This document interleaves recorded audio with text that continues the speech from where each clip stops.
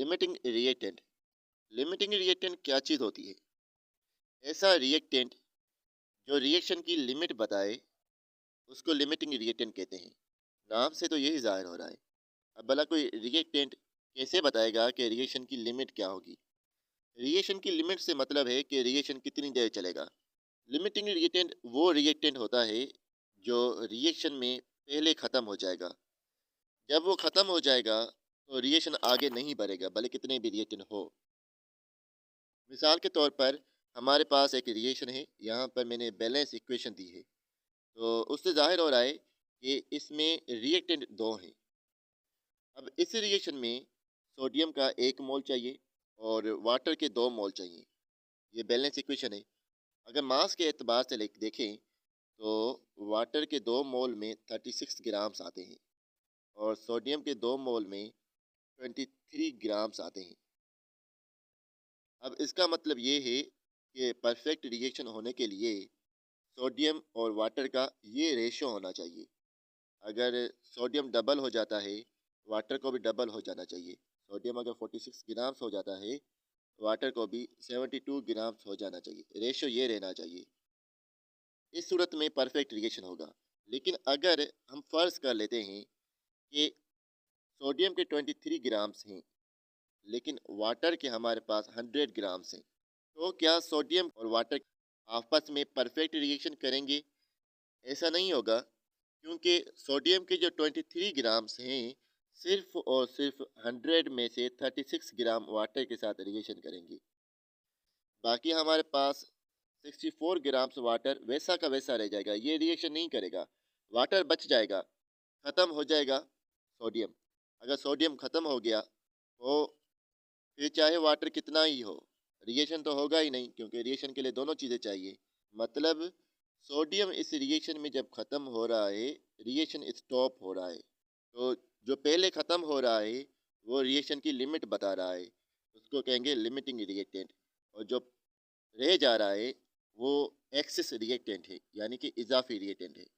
अब आपने एक चीज़ तो नोट की होगी, अगर सोडियम 23 ग्राम्स है और वाटर 36 ग्राम्स है, या इनका रेशो ऐसे ही है कि 46 ग्राम्स है तो फिर वाटर 72 ग्राम्स है, रेशो सेम है, तो इस सूरत में ये जो रेशो है, ये रेशो बैलेंस इक्वेशन के हिसाब से रेशो है। और अगर ऊपर वाले रेशो को देखें, ये 23 ग्राम्स है और 100 ग्राम्स वाटर है, तो ये वाला रेशो बैलेंस इक्वेशन से मैच नहीं करता। तो इसका मतलब ये हुआ, अगर रिएक्टेंट का अमाउंट बैलेंस केमिकल इक्वेशन की अमाउंट के हिसाब से नहीं है, तो उस सूरत में कोई लिमिटिंग रिएक्टेंट होगा और कोई रिएक्टेंट बच जाएगा। लिमिटिंग रिएक्टेंट होने के लिए इक्वेशन में कम से कम 2 रिएक्टेंट हो, 3 हो, 4 हो तो अच्छा है।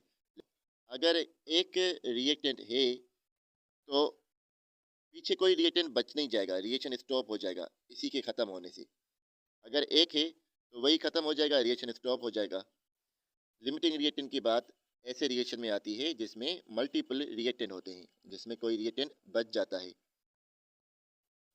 तो लिमिटिंग रिएक्टेंट होने के लिए दो चीज़ें चाहिए। पहली बात ये कि रिएक्टेंट एक से ज़्यादा हो, दो हो, तीन हो, चार हो, जितने भी हो, एक से ज़्यादा हो, तब लिमिटिंग रिएक्टेंट होगा। और दूसरी बात ये है कि रिएक्टेंट के अमाउंट का जो रेशो है ना, वो रेशो बैलेंस केमिकल इक्वेशन से मैच ना हो। अगर उससे मैच हो जाता है तो कोई लिमिटिंग रिएक्टेंट नहीं होगा, अगर नहीं होता तब लिमिटिंग रिएक्टेंट होगा। तो अब हम कहते हैं बुक रीडिंग। तो चलें इसकी बुक रीडिंग करते हैं। Limiting reactant and its calculations. We know that a sandwich is made of 2 slices of bread and 1 shami. अच्छा, तो सैंडविच बनाने के लिए ब्रेड के 2 स्लाइसेस और 1 शामी चाहिए।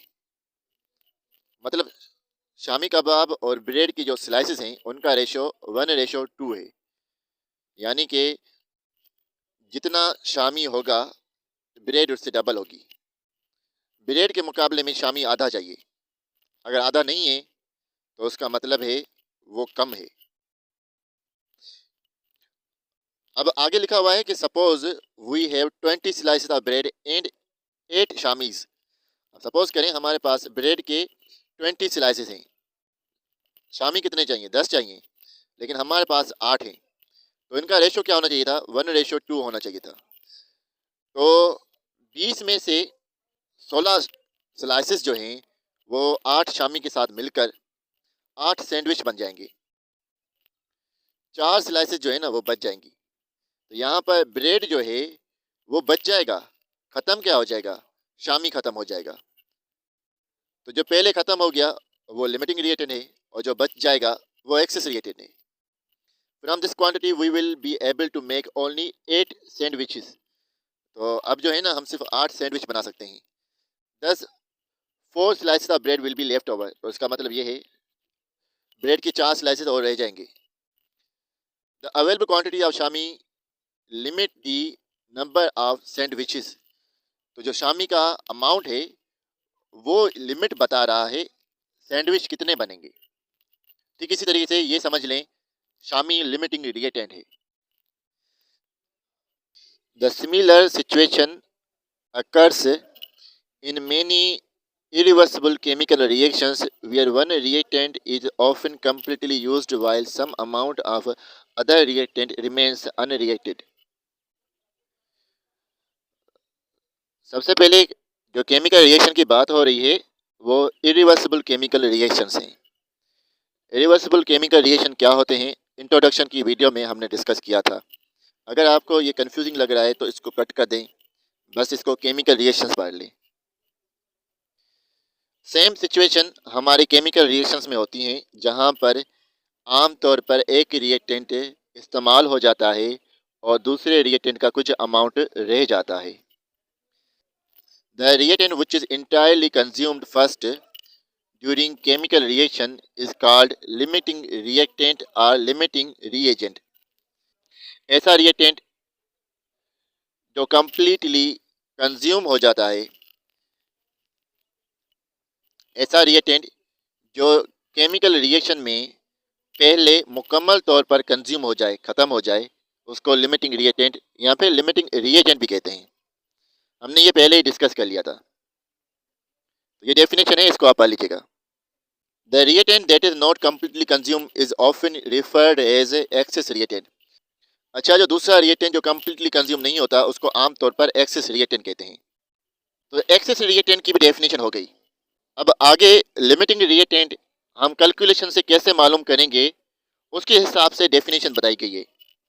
Mathematically limiting reactant is that which gives least number of moles of product in chemical reaction. Mathematically अगर हम बात करें, लिमिटिंग रिएक्टेंट वो होता है जिससे प्रोडक्ट की कम मिकदार बनती है, यहाँ प्रोडक्ट के कम मोल्स बनते हैं। जब हम कैलकुलेशन करेंगे ना तो जितने भी रिएक्टेंट हैं उनमें से हम मालूम करेंगे कि किस से ज़्यादा मोल बन रहे हैं और किस से कम मोल बन रहे हैं। जिस रिएक्टेंट से प्रोडक्ट के कम मोल्स बनते हैं वो लिमिटिंग रिएक्टेंट होता है। तो ये हमें कैलकुलेशन से पता चलता है। ऐसा क्यों होता है ये बताया गया है, because once one of the reactant is consumed completely, क्योंकि एक बार रिएक्टेंट में से कोई एक मुकम्मल तौर पर कंज्यूम हो जाए, द रिएक्शन स्टॉप्स, अब रिएक्शन आगे नहीं बढ़ेगा। जैसे शामी या ब्रेड में से एक चीज़ कम हो जाए, सैंडविच नहीं बनेगा।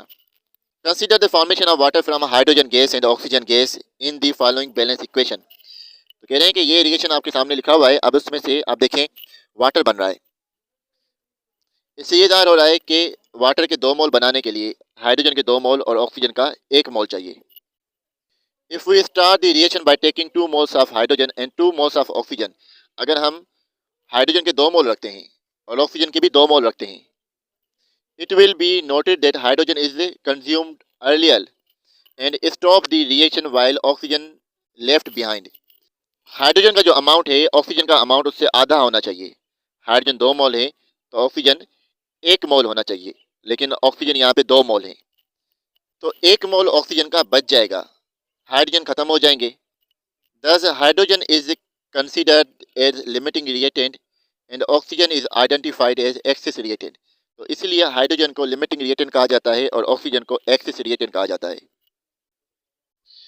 बताया जा रहा है कि अगर हमें लिमिटिंग रिएक्टेंट मालूम करना है तो 4 तरीके हैं जिनसे हम लिमिटिंग रिएक्टेंट को मालूम कर सकते हैं। To find out a limiting reactant in a chemical reaction we must focus on following 4 steps. सबसे पहले इक्वेशन हम लिखेंगे और उसको बैलेंस करेंगे। Write a balance chemical equation of the given chemical process, जो केमिकल रिएक्शन हो रहा है उसकी बैलेंस केमिकल इक्वेशन रखेंगे। फिर अगर हमें रिएक्टेंट का कोई अमाउंट दिया गया है तो उस अमाउंट से रिएक्टेंट के मोल्स मालूम करेंगे। अगर रिएक्टेंट के मोल बताए गए हैं तो फिर हमें मालूम करने की ज़रूरत नहीं है। कभी कभार मास बताया जाता है, मास को मोल में कन्वर्ट करेंगे। कभी वॉल्यूम बताया जाता है, वॉल्यूम को मोल में कन्वर्ट करेंगे। अब रिएक्टेंट के जो मोल हैं उनसे हम प्रोडक्ट के मोल मालूम करेंगे। Find out the number of moles of the product with the help of a balance chemical equation. तो बैलेंस केमिकल इक्वेशन हो गया हमारे पास, तो रिएक्टेंट के मोल से प्रोडक्ट के मोल्स हम मालूम करेंगे। Identify the reactant which produces the least moles of product as limiting reactant. फिर उन रिएक्टेंट में से जिस रिएक्टेंट से प्रोडक्ट के मोल्स कम बनेंगे हम उसको लिमिटिंग रिएक्टेंट के तौर पर आइडेंटिफाई करेंगे। क्योंकि मैथमेटिकली हमने पढ़ा लिमिटिंग रिएक्टेंट ऐसा रिएक्टेंट होता है जिससे प्रोडक्ट के कम मोल्स बनते हैं। तो लिमिटिंग रिएक्टेंट की हमने बुक रीडिंग कर ली है। अब हम आगे इसकी कैलकुलेशन करेंगे।